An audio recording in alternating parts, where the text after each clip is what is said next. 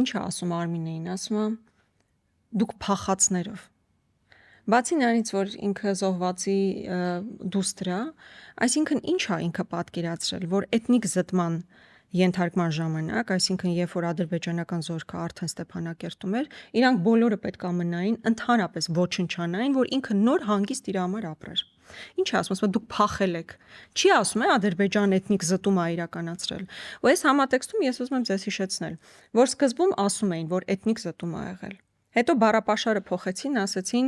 Արցախից բռնի տեղահանված։ Հետո Արցախը զեղչեցին, հիմա միայն Ղարաբաղ են ասում, Լեռնային Ղարաբաղ էլ չեն ասում, ասում են Ղարաբաղից Հայաստան տեղափոխված։ Արդեն բռնի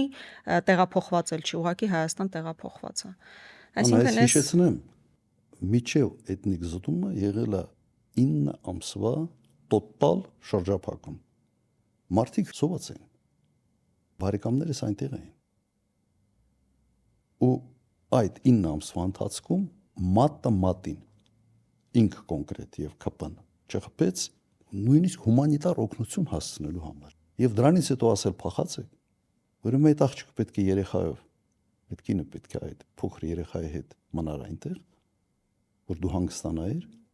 սա մի խայտարակություն է։ Բայց հետաքրքիր է, որ ինքը գիտի չէ, որ սենց միջադեպեր լինելու են։ Ինքը վստահ է, որ սենց միջադեպեր լինելու են եւ շատ ավելի վատ միջադեպեր են, ես վստահ եմ, որ լինելու։ Հայք, մենք անցած անգամ խոսում էինք, չէ, առաջնորդին սիրել, չսիրելը։ Ինքը վստահ է, որ ինքը ամեն ինչ կմարսի։ Բայց միջադեպը ո՞նց է մարսելու, այսինքն 5000 զոհր տված, պատերազմում պարտվածը ո՞նց է մարսել ընտրվել։